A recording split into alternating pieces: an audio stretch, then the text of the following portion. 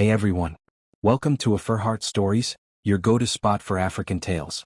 Don't forget to like, subscribe and drop a comment. Now sit back and enjoy. Rain tapped lightly against the rusted zinc roof of the one-room shack Mira called home.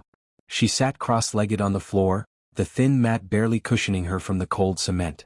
Her stomach growled again, louder this time. She hadn't eaten since morning, only water and hope had kept her standing. In her trembling hands lay the only thing her late mother left behind. A silver necklace, dulled by time, its once polished pendant now cloudy. Mira clutched it tightly as though it could feed her, warm her, or whisper the motherly comfort she craved. But it couldn't. It was just metal, and hunger didn't care about sentiment. A knock on the wooden door startled her. No one usually visited. She opened it to find Kelechi, the scrappy boy from the next compound, holding out a cob of roasted corn. "I saved half for you," he said, eyes shifting. "I know you haven't eaten." She hesitated. "Kelechi, I can't keep taking from you." He shrugged. "You'll do same for me if tables turn." Mira smiled weakly and accepted it, breaking the corn in half to give him back a piece. They sat outside on the cracked steps, chewing in silence. In the distance, the generator from Madame Dora's food stand hummed through the drizzle. Mira eyed the bread in the vendor's glass case. She could practically taste the softness between her teeth. She stood slowly, necklace still in her palm. Kelechi glanced at her. "What are you thinking?" She didn't answer. She walked across the puddled street toward Madame Dora's wooden kiosk. The aroma of hot akara and fried fish filled the air. A man sat nearby in a black SUV, engine off, his sharp eyes following her every step. "Good afternoon, Ma," Mira greeted softly. Madame Doris raised her brow. "You again? You buying or begging today?" "I have something to trade," Mira said, unwrapping the cloth around the necklace. The woman leaned closer. "You want to exchange this for bread?" Mira nodded. Doris picked up the necklace, examining it with squinted eyes. "Not gold, but it's pretty. Fine. One loaf. No change." Mira swallowed the lump in her throat. "Deal." The vendor placed a slightly stale loaf in a nylon bag and handed it to her. Mira hesitated as her fingers lingered on the necklace one last time, her mother's last touch. Then she let go. As she walked away, Mira could feel the stares. Her face burned with shame. Even Kelechi couldn't meet her eyes. In the SUV, Mr. Afani turned the necklace over in his hand. His heart skipped. He knew this pendant. He had bought it decades ago for the only woman who had ever broken him, Grace. The name still pierced him like it did all those years ago. He looked up as Mira walked back to her compound, biting into the bread like it was a feast. He watched the way her shoulders curled inwards, the same way Grace used to when she cried. His hand trembled. It couldn't be. That night, Mira lay curled under a thin wrapper, staring at the ceiling as the fan sputtered and stopped again. Nipa had struck. She felt dirty, like she had sold her mother's memory. The bread was long gone and all she had left now was guilt. The necklace had comforted her during her mother's burial, during every rejection, every hunger pang, every tearful prayer. She squeezed her eyes shut, trying to sleep it off. But the image of the vendor casually tossing the necklace into a drawer haunted her. Meanwhile, Mr. Afani hadn't moved. Still parked near the food kiosk, he returned the necklace to its cloth wrap, his chest rising with emotions he thought were long buried. He hadn't thought of Grace in years, not in any real way. He stepped out of the car and walked to Madame Doris, who was counting coins under the counter. "You bought this from that girl earlier?" he asked, showing the necklace. She raised an eyebrow, wary. "Yes. Why?" He took out a bundle of notes. "I'll pay you 10 times what you gave her." Doris eyed him suspiciously. "Who are you to her?" He said nothing. She handed him the necklace. Money made questions unnecessary. As he got back into his car, he looked again at the broken girl disappearing into the shadows. He hadn't seen Grace in decades. But if his instincts were right, that girl was more than just a stranger. In the dim light of her room, Mira whispered, "Mama, I'm sorry." She didn't know a stranger had just held her mother's necklace and felt the earth tilt beneath his feet. She didn't know her past had just opened a door.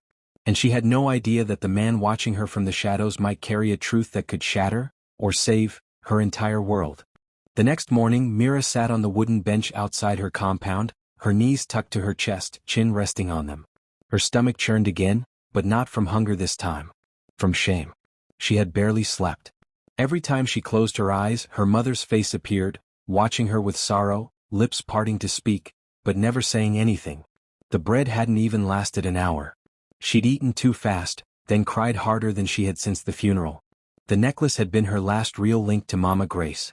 Now it was gone. For a loaf of old bread. Meanwhile, across the street, Mr. Afani sat in the back seat of his car again, fingers trembling around the necklace. He hadn't slept either. "Sir," his driver Ahmed said cautiously. "Are you sure we should stay here? This isn't your kind of neighborhood." Mr. Afani didn't answer. He kept staring at the girl. "At Mira. She looks like her," he whispered. "Same eyes." Ahmed said nothing. Eventually, Mr. Afani stepped out and walked toward the food kiosk again. Madame Doris looked up and sighed. "You again?" "I want to know about the girl," he said. She raised a brow. "The one who gave the necklace? What about her? What's her name?" "Mira. Her mother died last year.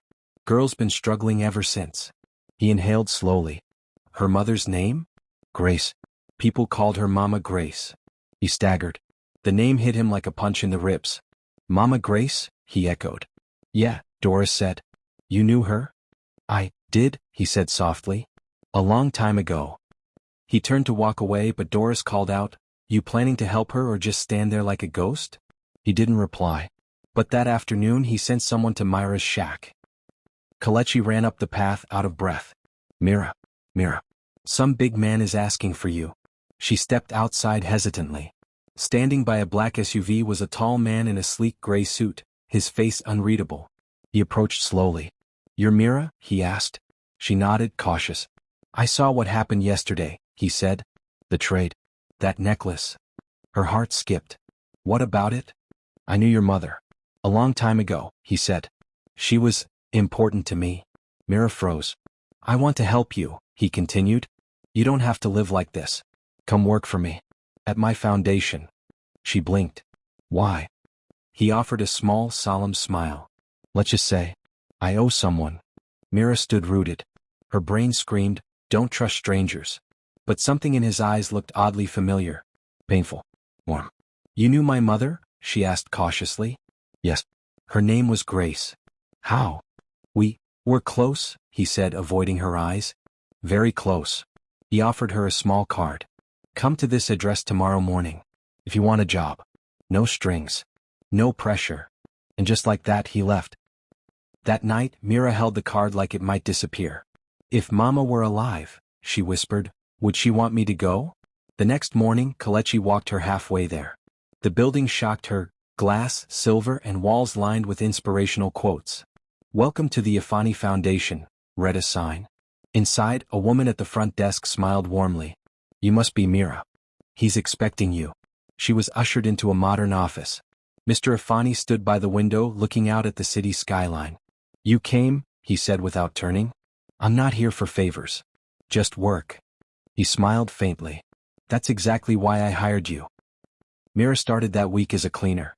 She swept the hallways, tidied offices, and occasionally helped sort supplies for the slum outreaches. The job paid fairly. She could eat. She could sleep without fear. But what puzzled her most was how often she saw him, watching her. One afternoon she walked into the lounge and froze. He was sitting there, the necklace in his hand. Her voice cracked. "Where did you get that?" Mr. Afani's eyes lifted. "I bought it back." "From the vendor?" He nodded. "It meant something to me." She narrowed her eyes. "You said you knew my mother. But you're hiding something. Who are you to me?" He looked at her for a long time. Someone who should have been there. The silence that followed was heavy. "You speak in riddles," Mira said, standing her ground. "I'm giving you space," he replied. "There are truths too heavy to drop at once." She left the room without another word. That night, Mira visited her old neighbor, Mama Uju, a woman who had been close to her mother. "Did Mama ever talk about someone named Afani?" Mama Uju paused, her brows drawing together. "Yes, in her younger years. A university love, I think. But their people didn't allow them." "She was pregnant when she left school, wasn't she?" The woman nodded slowly. "Your mother never said who the father was." Back at the foundation, Mira couldn't stop thinking. She began asking subtle questions. One of the older staff members mentioned a storage room on the second floor. Old records, forgotten files. Mira slipped in during lunch break. Boxes. Papers. Photo frames. She opened a dusty photo album. The first page made her drop to her knees. A young Mama Grace. Laughing, radiant. Her arms around a man, much younger but unmistakably Mr. Afani. She took a picture of the photograph with her small phone and ran. That night she confronted him again. You lied to me. He sat still. I didn't lie. I waited. You knew who I was. From the start. You knew what that necklace meant. He looked down. Yes. Why? Because I didn't want to scare you. Mira trembled. You were in love with my mother? Yes. She left pregnant, didn't she? He nodded. Then why didn't you find us? I tried, he said, eyes glassy. But she changed her name. Well, I didn't know. Then you found me. And said nothing. I was afraid. What if you hated me? What if I was wrong? The air between them thickened. So, what are you saying? Mira whispered. I don't know yet, he admitted. But I want to know you. If you'll let me. Mira walked out of the office and didn't return the next day. She spent that day knocking on old doors, people who knew her mother. Everyone remembered Mama Grace. A woman of grace and silence. Many mentioned how she never dated after her youth, how she guarded Mira like a treasure. A neighbor, Uncle Pascal, said something that stuck. She always looked out the window on your birthday, like she was waiting for someone. Back at her shack, Mira rummaged through her mother's old things. A trunk full of books, fabrics, and papers. At the very bottom she found a sealed envelope. A letter addressed, to Mira if she ever finds out the truth. Her fingers trembled as she opened it. My dearest Mira, if you're reading this then you know, or are about to. Yes, I loved someone once. He was kind and brilliant and we were torn apart by our world. I never told him about you, not because I hated him, but because I was scared. I wanted to protect you from disappointment. If you ever meet him, forgive him. Forgive me too. Love always, Mama. Tears dropped onto the page. Mira clutched the letter to her chest, unable to breathe. She stormed into the foundation the next morning, walked straight into his office and slammed the letter down. Read it. He read every line. Then looked up, voice thick. I would have given everything to see her again. She's gone, Mira said. But I'm not. So tell me the truth. He stood, voice trembling. I'm your father. Mira couldn't breathe. The words, I'm your father, echoed through the room like thunder. She stumbled back, hitting the wall, her eyes wide. No, that's not possible. Mr. Afani stood still. Mira, I swear on everything. I didn't know. I didn't know she had a child. You expect me to just believe that? That you loved her and just forgot her? His voice cracked. I never forgot Grace. I searched. I paid people. I just never found her. She wanted to scream, to throw something. But she didn't. Instead, she turned around and left. She didn't go home. She went to the top floor again, the dusty attic-like storage room that felt like a time capsule. She found the photo album again. This time she opened it all. Dozens of pictures. University events. A picnic in a park. Her mother wearing that necklace, the one she had sold. In each photo, Ifani looked at her like she was the only light in the world. Then she saw a photo she hadn't noticed before. Her mother standing in front of a maternity clinic, alone. No man beside her. She pressed the photo to her chest and sobbed. That night she sat on the floor of her room. The walls felt smaller, the silence heavier. Kelechi knocked, entered and sat beside her. You okay? She said nothing. I saw him. He came to ask where you were. I hate him. You don't? Kelechi said quietly. You're scared. She closed her eyes. What am I supposed to do now? The next day Mira returned, but not to speak with Ifani. She went to the records office and requested employment files from the foundation's early years. A staffer handed her a dusty folder labeled Founding Contributors. Inside were donor names, photos, and handwritten notes. And then she found a faded page with her mother's handwriting. May this place grow to help daughters like mine. Dated 12 years ago. Mira blinked. Her mother had been here? She marched into Ifani's office. He looked up, startled. You lied again. What? My mother knew this place. She donated to it. Why didn't you tell me? I didn't know, he said, genuinely confused. I never saw her here. You run this place. How could you not know? He sighed and Saturday, Grace was always secretive. Maybe she came anonymously. Mira looked down at the floor. You say you loved her, she whispered. But when she left, you moved on. He leaned forward, voice low.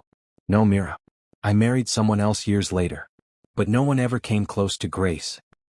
Mira stared at him. You really didn't know about me? No, he said, tears forming. But now I do. And I want to make up for it.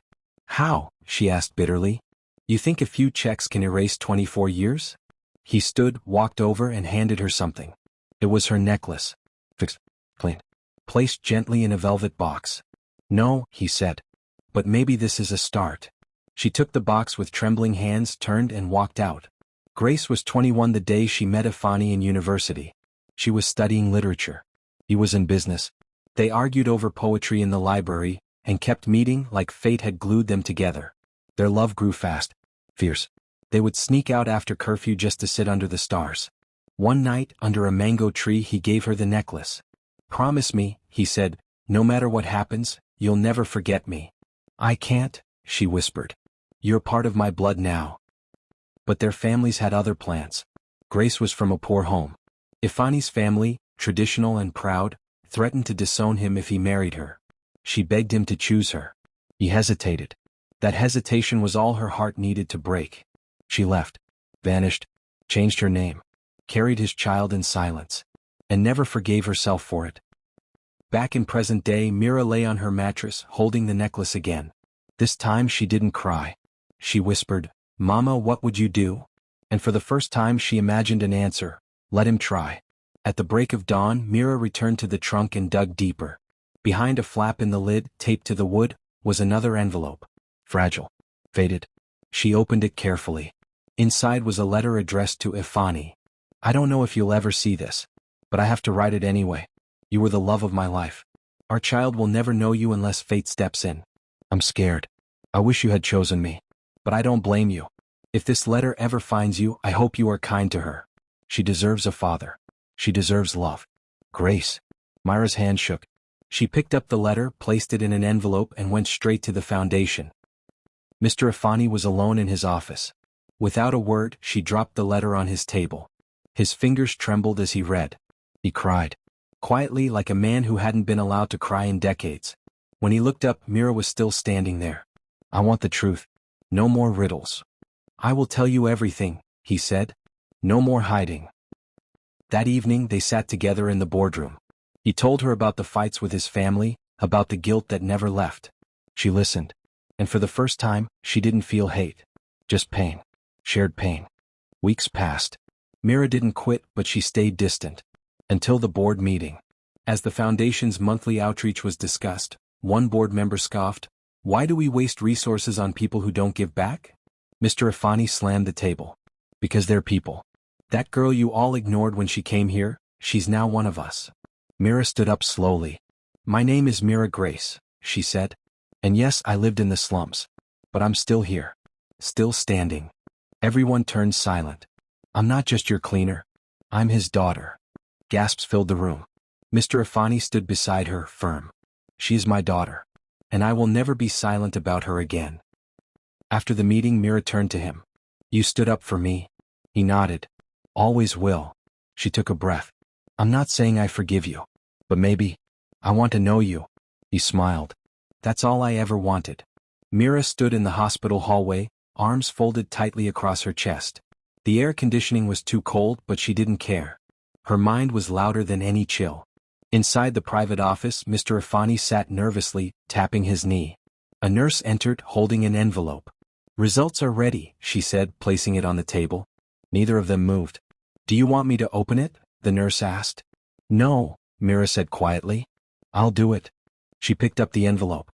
Her fingers trembled as she tore it open. She skimmed the paper. Her hand dropped. It's positive, she whispered. You're my father. Ifani covered his mouth, leaned forward and wept silently. But Mira didn't cry. She stood there, unmoving. Do you want to talk? He asked gently. She shook her head. I'm going home. As she walked away, he called, Mira? I'm not asking you to love me overnight. She stopped but didn't look back. I just want a chance. Back at her compound, the neighbors had already heard the rumors. Kalechi greeted her at the gate. Is it true? He asked. He's your real dad? She didn't answer. She went inside and locked the door. In the silence, she held the necklace in her palm again. She finally had answers. But they didn't make the pain any lighter. The next few days passed like a blur. Mira didn't return to the foundation. Instead, she sat inside her tiny room, thinking. Her neighbors stopped greeting her like before. Some whispered. Others stared. It didn't matter. Because deep inside Mira felt something worse, anger. She thought knowing the truth would bring peace. But it didn't. It just opened more wounds. A knock at her door startled her. She opened it to find Mr. Afani standing there. He didn't wear a suit. Just a plain shirt and sandals. "I know you don't want to see me," he said. "But I needed to come." She didn't reply. "I didn't come to force anything. I brought food, for the compound. Rice, oil, Gary. For everyone." Mira blinked. "Why?" "Because I should have been here. A long time ago." True to his word, he handed out food to neighbors. He greeted the children. Sat with the elderly. But not once did he ask Mira to talk. She watched from her window as he sat on a broken stool, dust on his trousers. He wasn't trying to act like a hero. He just sat there, waiting. That night, Mira finally opened the door and stepped out. He was still there. "I don't know how to feel," she said softly. "You don't have to know," he replied. "Just feel what you feel. I'll be here." For the first time, she didn't walk away. Days later, an old woman came to Myra's compound. She wore a faded wrapper and leaned on a cane. "You're Grace's daughter, right?" she asked. "Yes." "I have something for you," the woman said, pulling out an envelope. "Your mother gave it to me years ago. Told me to find you one day." Inside was a letter, written in her mother's soft, flowing script. "My Mira, if you ever meet him, forgive him. He didn't know. And even if he did, people change. I never stopped loving him. But I loved you more. Let him in. Even if just a little. Because everyone deserves one chance." Myra's tears wet the ink. That evening she walked to the foundation. Mr. Afani was on the rooftop watching the city lights. She handed him the letter. He read it slowly, then clutched it to his chest. "I still dream of her sometimes," he said. "She's smiling. She forgave me before I could ask." "I don't forgive you," Mira whispered. "But I want to try." He looked at her, eyes full of gratitude. "That's more than I hoped for." From that day something shifted. Mira didn't call him Dad. But she didn't push him away anymore. He visited the slum often. He brought books for the children, fixed leaking roofs, and paid hospital bills. But not once did he post it on social media. He didn't make it about himself. He just kept showing up. Kalechi noticed it first. "You trust him now," he teased one day. "I don't know if I trust him," Mira said. "But I'm learning not to hate him." She returned to work at the foundation, this time assigned to the education department. One afternoon she found a classroom painted with bright colors, and a plaque. "Grace's Corner, in honor of the woman who changed my life." She touched the words and felt warmth rush through her chest. Later that night she sat with Afani in the lounge. "You remember when she used to sing?" he asked. "She had this little song," Mira whispered. "She only sang it when it rained." They both hummed the same tune. Different harmonies. Same memory. And for once Mira didn't feel like a stranger anymore. The foundation held an event, a small memorial for Grace. Staff, partners, and local women gathered as Mira gave a short speech. She was a teacher. A dreamer. And she gave up everything to raise me alone. Behind her, a mural was unveiled. Mama Grace holding hands with a small girl under a tree. Below it, gold letters read, "Grace, the root of our foundation." Mr. Afani stepped forward and, with shaking hands, placed flowers at the base. "She taught me more in silence than the world ever did with noise," he said. There wasn't a dry eye in the room. That night, Mira sat alone, staring at the wall. Her fingers traced her mother's name over and over again. Then she pulled out her pendant, the one he'd restored, and wore it around her neck. She stood, walked to his office, knocked. "I'd like to have dinner with you," she said. "Just us." He smiled and tears filled his eyes. "I'd love that, Mira." The dining table was set for two. Soft lighting washed over the room, casting a warm glow on the cutlery and the simple bouquet in the center. Mira walked in slowly, her hands still trembling from nervousness. Mr. Afani stood up immediately. "You look beautiful." She wore a modest wine-colored dress and had her mother's necklace around her neck. "I didn't dress up for compliments," she replied, trying to mask the emotion in her voice. He smiled gently. "I didn't compliment you to flatter." They sat. For a moment, silence ruled the space, thick but not hostile. "I don't know how to act around you," Mira confessed, breaking a piece of bread. Neither do I, he admitted. I keep wondering what she would have said if she saw us now. Mira stared at her plate. She probably would have cried, or scolded you. She had that gift, he said with a short laugh.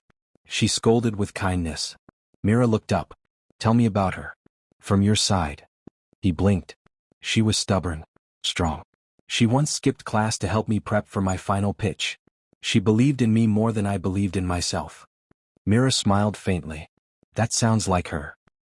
They talked about Grace. About the campus days. About how Ifani used to sneak her jollof rice from the cafeteria because Grace said the pepper gave her joy. But you didn't fight hard enough to keep her, Mira said sharply. He paused. I didn't. I was scared. Immature. Controlled by my family. Then you married someone else. I waited 3 years before I did, he said softly. But even in that marriage, I never stopped thinking of her. And now you have me. He nodded. And I don't intend to fail this time. Mira swallowed hard, voice low. I still have pain. You're allowed to. But I want to learn to forgive. His eyes filled. Then this dinner is a miracle. She lifted her glass. To the woman who raised me. He lifted his. And the woman who changed us both. Mira stood at the entrance of the slums community center, clipboard in hand. It was Father's Day, and she had planned something she thought she'd never be capable of, a celebration. The children gathered on plastic chairs. Banners fluttered above them. Fathers who show up deserve to be seen. Mr. Ifani arrived in plain clothes, no entourage, just a backpack and a container of jollof rice he'd made himself. I hope the children survive the spice, he joked. Mira laughed. You cooked. He nodded proudly. Mama Grace's recipe, well, the version I remember. The event began with singing, poems, and laughter. Mira watched as boys handed their uncles and older brothers handmade cards. Then it was her turn. She stepped forward, microphone in hand. When I was a child, Father's Day meant nothing to me. It was just another Sunday. But today, I want to acknowledge the fathers who found their way back. Her eyes locked on Mr. Ifani. Especially one. Gasps rippled through the crowd. Mira continued. I found out recently that my father had been looking for me, and now that he's here, he refuses to give up. That takes strength. Mr. Ifani rose slowly, heart pounding. He walked to the front. Everyone expected a speech, but he did something else. He turned to Mira, held her hand and said, My daughter, I'm proud of you. I missed your birthdays, your first steps, your first day at school. But I am here now. And I'll be here tomorrow. The entire room stood in applause. Myra's lips trembled. She leaned in and hugged him. Not because she had fully healed, but because love was finally growing in the cracks. Later, as the children ate and danced, Mira sat beside him on the steps. I don't remember calling anyone Dad before, she said. You don't have to, he replied. She looked at him. But I think I want to try. His breath caught. Dad. He looked away, blinking furiously. It was a quiet evening. Mira invited him over, not to her compound but to her mother's gravesite on the hill. The path was muddy but they walked it together, hand in hand. She knelt before the grave and cleaned the plaque with a cloth. Read. Grace Onyema, a voice the world never heard but I always did. Mr. Ifani knelt beside her. I should have been here before now. She would have forgiven you. He looked at Mira. You really think so? She already did. In her letters. And I'm learning to follow her example. From her handbag, Mira pulled out a small velvet box. He gasped. She opened it, revealing the necklace. It belongs to you now, she said. No, he whispered. It's yours. It was hers. You shouldn't give it up. She smiled. It was Mama's. But it was first given to her by you. Carries your love. Your history. It's yours. Tears welled up in his eyes. With trembling hands, he took the necklace and held it gently, like it was made of glass and memory. I lost her, he said, voice cracking. But somehow, I found you. He kissed the necklace, held it to his chest and whispered, Thank you, Grace.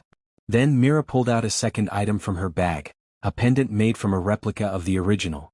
Mine is this one, she said. So now, we both carry her. He nodded. 2 necklaces. 2 lives. 1 unbreakable bond. They sat in silence until the sun dipped below the horizon, the grave bathed in golden light. No more words were needed.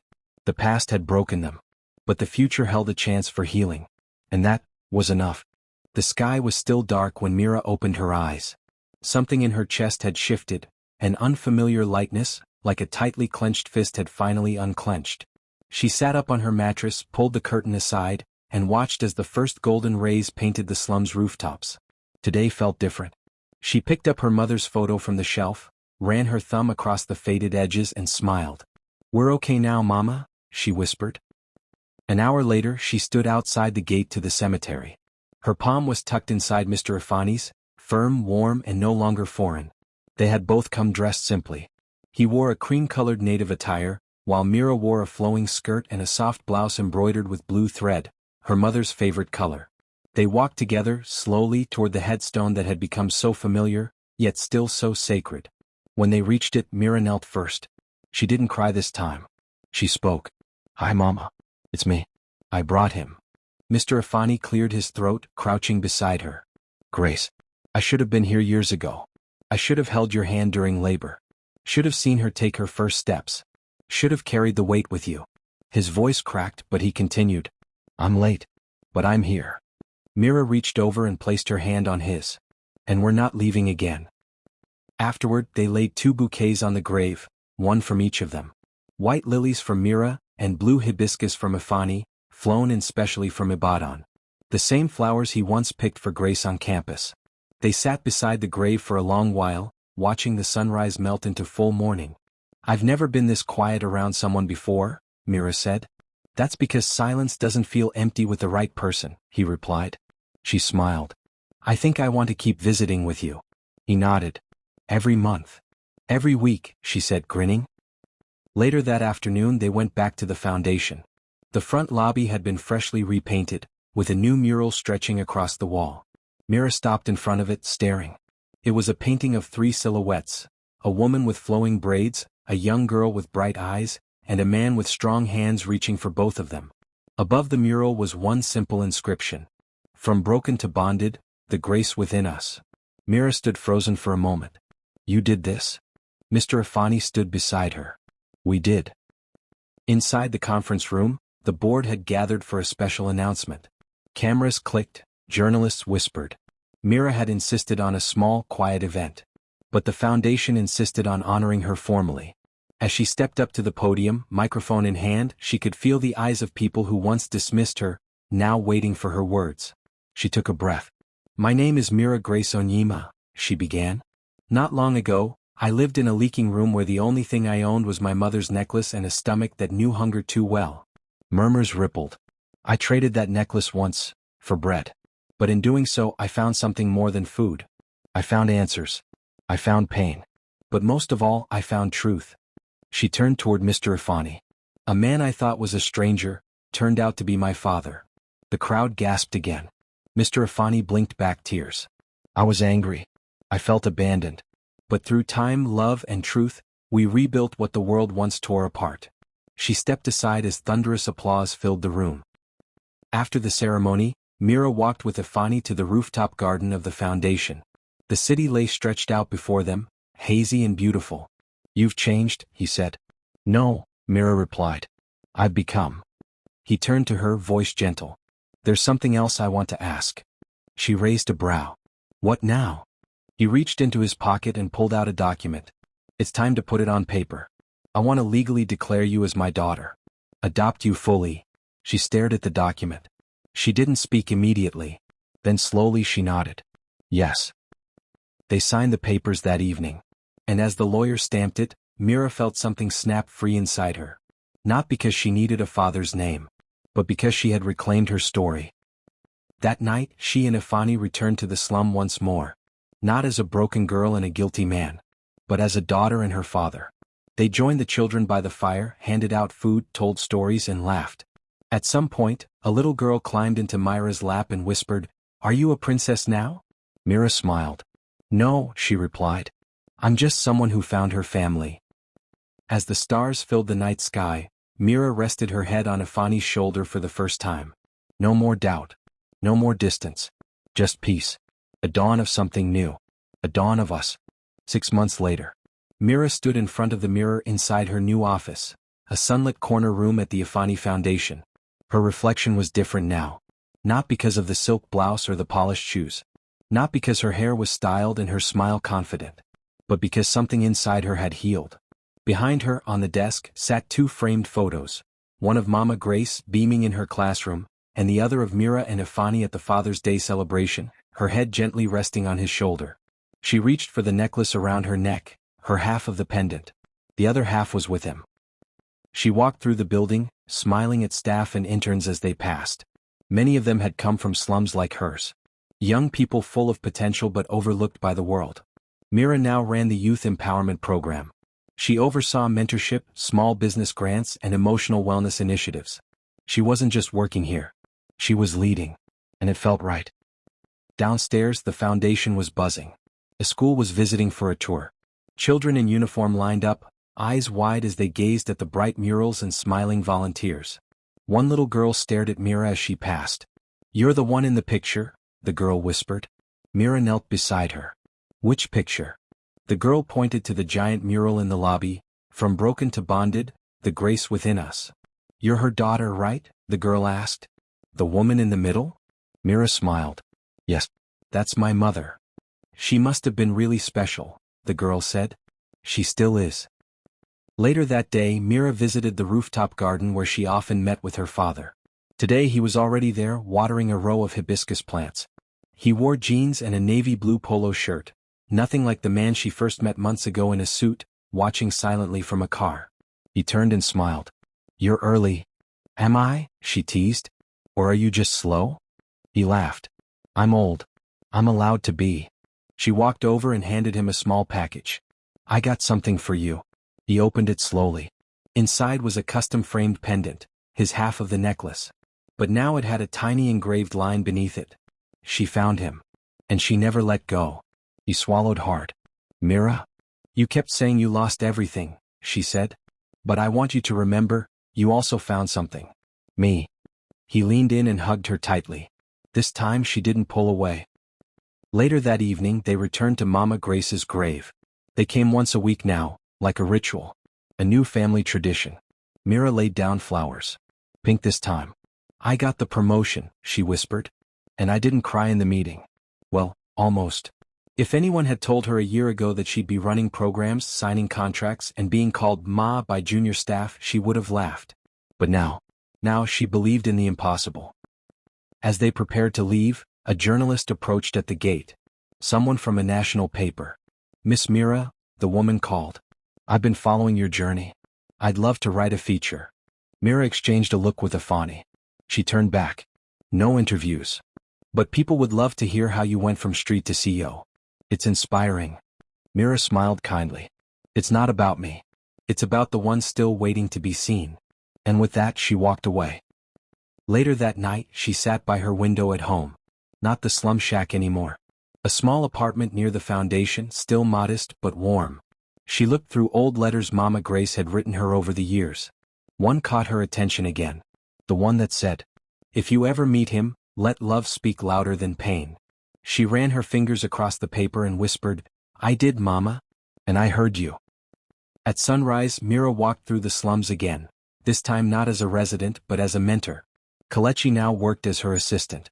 He carried a backpack full of books and supplies. "You've changed," he told her. "So have you," she replied. "But you know what I realized?" he added. "He was never really a stranger." Mira turned to him. "What do you mean?" "That man.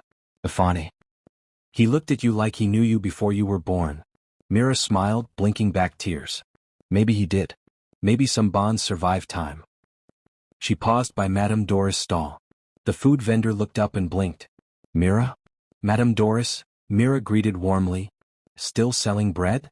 The woman chuckled. "Still feeding hungry mouths." Mira reached into her purse and pulled out a brown envelope. "This is for you." The woman frowned. "What's this?" "A grant. To expand your business. New stove. Extra staff. Maybe clean uniforms for your girls." Madame Doris gasped. "Mira? You gave me bread when I had nothing. You didn't know you were feeding someone who would come back." She winked. "Now I'm feeding you." As she walked away, Mira could hear the woman muttering, "She came back. She really came back." And Mira thought to herself, not as a victim, but as a seed that finally grew.